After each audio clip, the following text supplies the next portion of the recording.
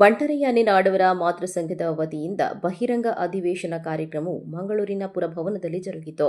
ಮೊದಲಿಗೆ ಬಂದಂತ ಅತಿಥಿಗಳನ್ನ ಬಂಟರಯ್ಯ ನಾಡವರ ಮಾತೃ ಸಂಘದ ಅಧ್ಯಕ್ಷರಾದ ಶ್ರೀ ಕೆ ಅಜಿತ್ ಕುಮಾರ್ ರೈ ಮಾಲಾಡಿಯವರು ಪ್ರೀತಿಪೂರ್ವಕವಾಗಿ ಸ್ವಾಗತಿಸಿದರು.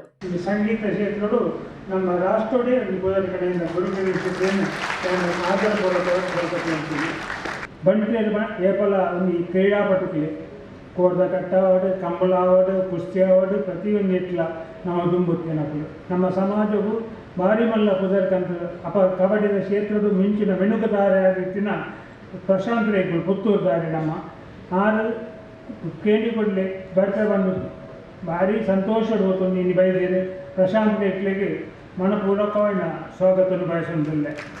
ದೀಪ ಬೆಳಗಿಸುವುದರೊಂದಿಗೆ ಅತಿಥಿಗಳು ಕಾರ್ಯಕ್ರಮವನ್ನು ಉದ್ಘಾಟಿಸಿದರು. ಅದೇ ರೀತಿ ತೆಂಗಿನಕಾಯಿಯ ಹೂವನ್ನು ಅರಳಿಸಿ ಕಾರ್ಯಕ್ರಮಕ್ಕೆ ಶುಭಾರಂಭ ನೀಡಿದರು. ಕಾರ್ಯಕ್ರಮದಲ್ಲಿ ವಿಶೇಷ ಅತಿಥಿಯಾಗಿ ಭಾಗವಹಿಸಿದ ಕರ್ನಾಟಕ ಉಚ್ಚ ನ್ಯಾಯಾಲಯದ ನ್ಯಾಯಮೂರ್ತಿ ಶ್ರೀ ವಿಶ್ವಜಿತ್ ಶೆಟ್ಟಿ ಸವಣೂರು ಅವರು ಕಾರ್ಯಕ್ರಮದ ಬಗ್ಗೆ ಮೆಚ್ಚುಗೆಯನ್ನು ಸೂಚಿಸಿದರು.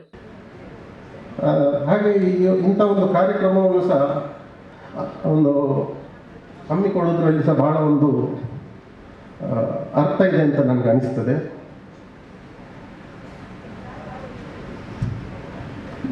ನನಗೆ ಈ ದಕ್ಷಿಣ ಕನ್ನಡ ಮತ್ತು ಉಡುಪಿಯಲ್ಲಿ ಯಾವಾಗಲೂ ನಾವು ಈ 10th ಸ್ಟ್ಯಾಂಡರ್ಡು ಮತ್ತು PUC ಈ ಪರೀಕ್ಷೆಗಳಲ್ಲೆಲ್ಲ ನಾವು ನಮ್ಮ ಹುಡುಗರುಗಳೆಲ್ಲ ಭಾಳ ಉತ್ತಮವಾದ ಮಾರ್ಕ್ ತಗೊಳ್ತಾ ಇದ್ದಾರೆ. ಆದರೆ ನನಗನಿಸ್ತದೆ ನಮ್ಮ ಹುಡುಗರು ಈ ವೈದ್ಯಕೀಯ, ಇಂಜಿನಿಯರಿಂಗು ಅಥವಾ ವಾಣಿಜ್ಯ ಈ ಕೆಲವು ಫೀಲ್ಡ್ಗಳಲ್ಲಿ ಮಾತ್ರ ಆಯ್ಕೆ ಮಾಡಿಕೊಂಡು ಭಾಳಷ್ಟು ಒಳ್ಳೆ ಫೀಲ್ಡಿನಲ್ಲಿ ಅವರು ಇನ್ನೂ ಅವರನ್ನು ತೊಡಗಿಸ್ಕೊಳ್ತಾ ಇಲ್ಲ ಅಂತ ಒಂದು ಅನಿಸಿಕೆ ನನಗೆ ಬರ್ತಾ ಇದೆ.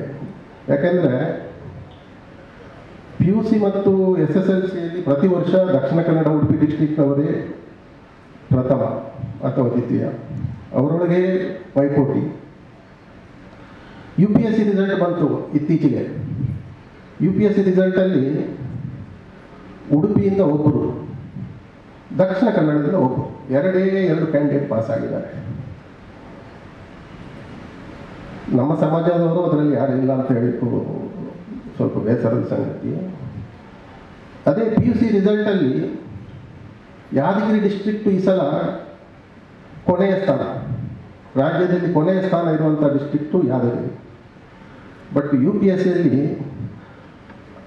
5ರಿಂದ 6 ಸ್ಥಾನ ಇದೆ. ಇದೆಲ್ಲ ನಾವು ಸ್ವಲ್ಪ ಗಮನದಲ್ಲಿಟ್ಕೋಬೇಕು ಅಂತ ನನ್ನ ಅನಿಸಿಕೆ. ಸಂಘದವರು ಈ ನಿಟ್ಟಿನಲ್ಲಿ ಸಹ ಸ್ವಲ್ಪ ಆಲೋಚನೆ ಮಾಡಿ ಸಾಧಕರಿಗೆ ಮಾತ್ರ ಅಲ್ಲ, ಸಾಧನೆ ಮಾಡುವವರಿಗೂ ಸಹ ಸ್ವಲ್ಪ ಉತ್ತೇಜನ ಕೊಟ್ಟರೆ ಎಷ್ಟೋ ಜನ ಬಡ ವಿದ್ಯಾರ್ಥಿಗಳು ಇದರಿಂದ ಭಾಳ ಅವರಿಗೆ ಸಹಾಯ ಆಗ್ಬೋದು ಅಂತ ನಾನು ಅಂದ್ಕೊಳ್ತೇನೆ. ನಂತರ ಡಾಕ್ಟರ್ ಕೊಡ್ಮಾನ್ ನಾಗಪ್ಪ ಆಳ್ವಾ ಮತ್ತು ಶ್ರೀಮತಿ ಕಲ್ಯಾಣಿ ಆಳ್ವಾ ಸ್ಮರಣಾರ್ಥವಾಗಿ ನೀಡುವ ಪ್ರಶಸ್ತಿಯನ್ನು ವಿವಿಧ ಕ್ಷೇತ್ರದಲ್ಲಿ ಸಾಧನೆಗೈದಂತಹ ಸಾಧಕರಿಗೆ ನೀಡಿ ಗೌರವಿಸಿ ಸನ್ಮಾನಿಸಲಾಯಿತು. ಅದೇ ರೀತಿ ಬಂಟರಯ್ಯ ನಾಡವರ ಮಾತೃ ಸಂಘದ ವತಿಯಿಂದ ವಿವಿಧ ಕ್ಷೇತ್ರಗಳಲ್ಲಿ ಸಾಧನೆಗೈದ 14 ಮಂದಿ ಸಾಧಕರಿಗೆ ನೀಡಿ ಸನ್ಮಾನಿಸಲಾಯಿತು.